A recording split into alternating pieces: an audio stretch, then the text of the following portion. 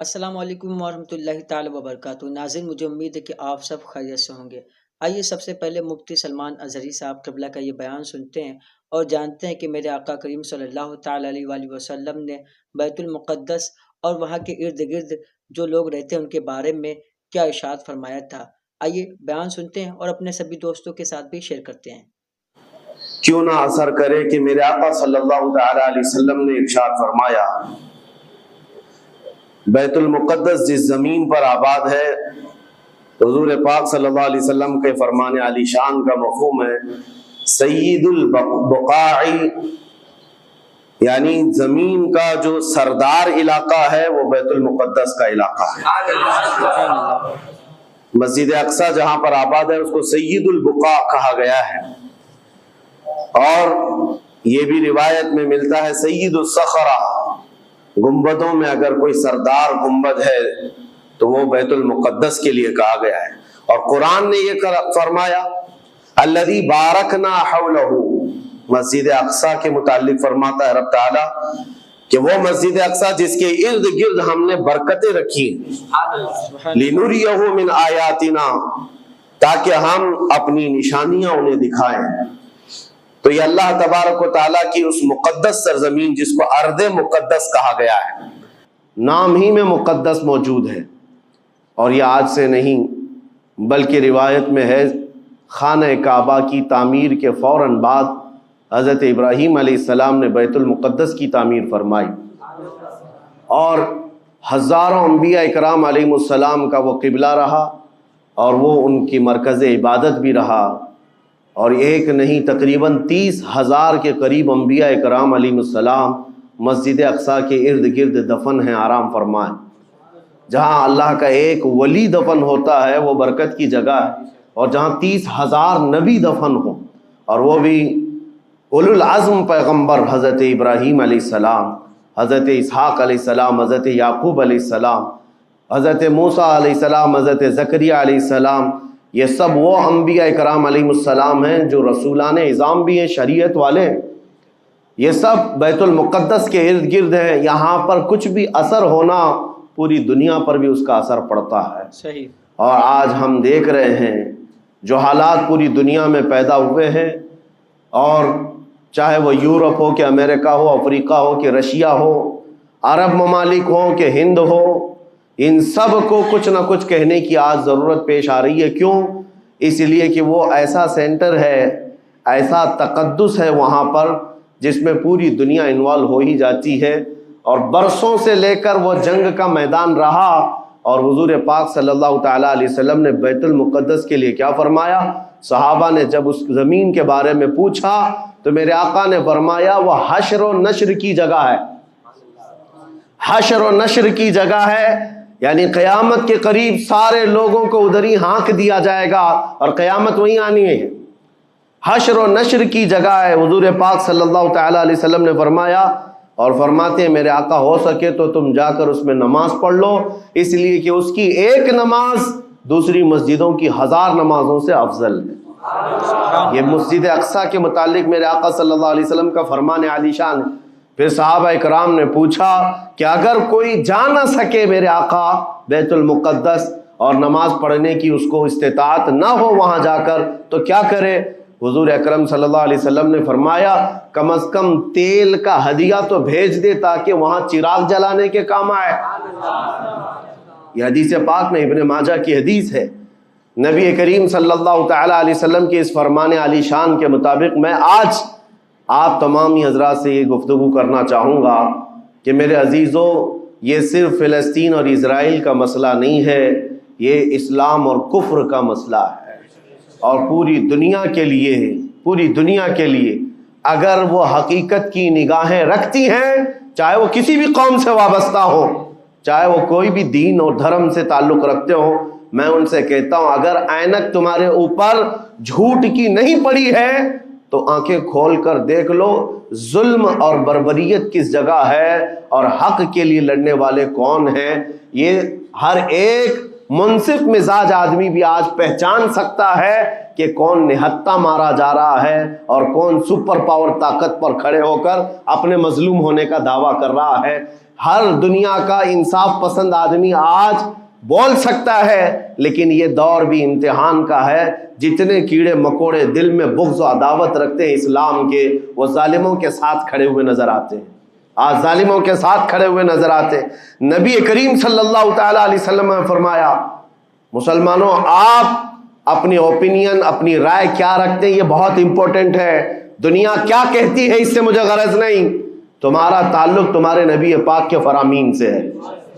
خبردار خبردار، تم کبھی ان ظالموں کی حمایت میں نہ آنا، ورنہ قرآن کہتا ہے وَلَا تَرْكَنُوا، اللہ تعالیٰ فرماتا ہے اس طرف تم توجہ بھی مت کرنا، جھکاؤ بھی مت رکھنا جس طرف ظالم گئے، جس طرف ظالم گئے ہیں اس طرف جھکاؤ بھی مت رکھنا۔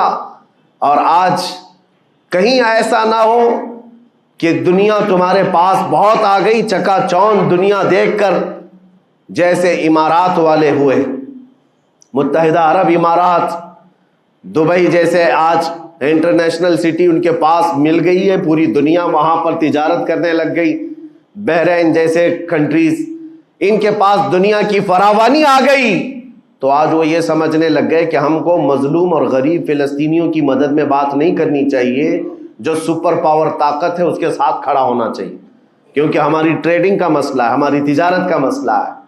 وہ یہ بھول گئے کہ ان کا اسلام کہاں ہے، ان کے آباء و اجداد کی روایت کہاں ہے۔ لیکن میں آپ سے کہتا ہوں ان کے نقشے پر چل کر کبھی اپنی رائے کو بدل نہ دینا۔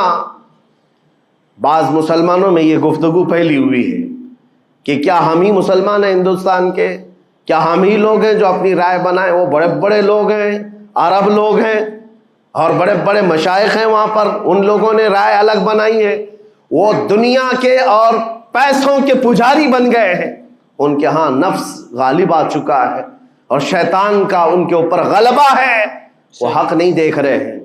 میرے عزیزوں، کہیں تم اپنی رائے اس طرح بنا لیے تو حدیث کو جھٹلانے والے ہوں گے۔ اللہ کے حبیب صلی اللہ علیہ وسلم کی حدیث سناتا ہوں، حضور پاک صلی اللہ علیہ وسلم فرماتے ہیں لا تزال عصابۃ من امتی یقاتلون علی ابواب دمشق وما حولها وعلى ابواب بیت المقدس ظاہرین علی الحق۔ حضور پاک صلی اللہ علیہ وسلم فرماتے لا یضرهم خذلان من خذلهم ظاہرین علی الحق الى ان تقوم الساعہ۔ میرے آقا فرماتے ہیں قیامت تک میری امت میں ایک جماعت ایسی ہوگی جو دمشق کے دروازوں پر اور بیت المقدس کے دروازوں کے اطراف میں حق کے لیے کھڑی رہے گی قیامت آنے تک۔ اور حضور پاک نے یہ بھی فرمایا، میرے آقا مخبر صادق صلی اللہ علیہ وسلم کے فرمان آج ہم اپنی آنکھوں سے دیکھ رہے ہیں۔ حضور فرماتے لا یضرهم خذلان من خذلهم، میرے آقا فرماتے ہیں دنیا کے بڑے بڑے دھوکہ دینے والوں کا دھوکہ انہیں کچھ اثر نہیں کرے گا، انہیں کوئی نقصان نہیں پہنچائے گا۔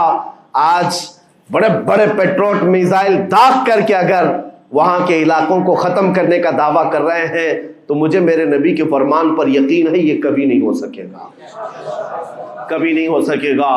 کچھ عمارتوں کے گر جانے اور کچھ بچوں کے اور کچھ لوگوں کے قتل ہو جانے کا نام یہ جیت اور فتح نہیں ہے۔ میرے عزیزو، آج ہم ان ظالموں کو دیکھ رہے ہیں جن کا دعویٰ تھا کہ دنیا میں ان سے بہتر ڈیفنس طاقت کسی کے پاس نہیں، ان سے بہتر بنکر کسی کے پاس نہیں، ان سے بہتر سائرن بجانے کی طاقت کسی کے پاس نہیں، پوری دنیا کو زہریلے ہتھیار بیچنے والی طاقتیں۔ آج ہم نے یہ بھی دیکھا ہے کہ صرف محض ایک چھوٹی سی جماعت سے ان کے ہاتھ پیر ڈھیلے نظر آتے ہیں اور ان کے جسموں میں کپ کپی نظر آتی ہے۔ پوری طاقت تمہاری ایک جگہ۔ میں بھی چند دنوں قبل عمرہ میں تھا، جب یہ پڑھ رہا تھا کہ ایک چھوٹی سی جماعت جس کو پوری انٹرنیشنل دنیا مل کر کے آتنکواد گھوشت کرتی ہے، امریکہ ہو، یو کے ہو اور دوسری بہت ساری طاقتیں، وہاں پر فلسطینیوں کی حمایت میں لڑنے والے ان مجاہدین کو یہ آتنکواد کہتے ہیں، ٹیررسٹ کہتے ہیں، جو اپنے چھوٹے سے علاقے کو بچانے کے لیے اپنی جانیں دے رہے ہیں، وہ آتنکواد ہیں، وہ ٹیررسٹ ہیں۔ ان کے پاس کھانے پینے کی چیزیں نہیں رہ گئی، ان کی کرنٹ سپلائی بند کر دی گئی، ان کا پانی بند کر دیا گیا، پھر بھی وہ آتنکواد ہیں۔ میرے عزیزو، یہ دنیا کا دغلا معیار دیکھو آپ، رشیا پورے یوکرین کو تباہ کرتا رہا، پورا راکھ میں بدل دیا۔ ان ظالم کتوں کی زبان پر کبھی نہیں آیا کہ رشیا آتنکواد ہے یا رشیا ٹیررسٹ ہے۔ یہ میڈیا میں بھونکتے رہے، رشیا اور یوکرین کی وار چل رہی ہے، زمین کا مسئلہ ہے۔ ارے ہزاروں لوگوں کو رشیا راکھ میں بدل کر رکھ چکا ہے، کیوں نہیں بولتے اس کے متعلق؟ کیوں نہیں کہتے کہ وہ آتنکواد ہے؟ اس لیے کہ یہ ظالم دجالی میڈیا جتنے ہیں، انہیں پتا ہے ان کے باپ داداؤں سے بڑی طاقت اس کے پاس موجود ہے۔ طاقتوں کی پوجا کرنا اور بڑی بڑی طاقتوں کو سلام کرنا، یہ ان کی فطرت میں داخل ہے۔ اور ہم الحمدللہ مسلمان ہر وقت یہ فیصلہ رکھتے ہیں کہ جو غریب ہے، جو مظلوم ہے، وہ چاہے ایک سکہ بھی نہ رکھتا ہو، ہم اس کی حمایت میں ہمیشہ کھڑے رہتے ہیں۔ یہ اسلام کی خاصیت ہے۔ ہم طاقت و قوت اور تخت کو دیکھ کر کسی کی حمایت میں نہیں کھڑے ہوتے، بلکہ حق و باطل کو دیکھ کر اگر مظلوم چھوٹی سی جگہ پر بھی ہے تو ہم اس کے ساتھ کھڑے ہیں۔ اسلام میں ہو یا نہ ہو، اگر وہ مظلوم ہے تو اس کی آواز ہم اٹھاتے ہیں۔ ناظرین، مجھے امید ہے کہ مفتی صاحب کا یہ بیان آپ نے پورا بغور سماعت کیا اور جانا ہوگا کہ میرے آقا کریم صلی اللہ تعالیٰ علیہ وآلہ وسلم نے بیت المقدس اور وہاں کے لوگوں کے بارے میں کیا ارشاد فرمایا۔ اسی طرح بیان سننے کے لیے ابھی ہمارے چینل کو سبسکرائب کریں اور ساتھ ہی میں بیل آئیکن کو دبانا نہ بھولیں، اور ہاں، اس ویڈیو کو اپنے سبھی دوستوں کے ساتھ شیئر کریں۔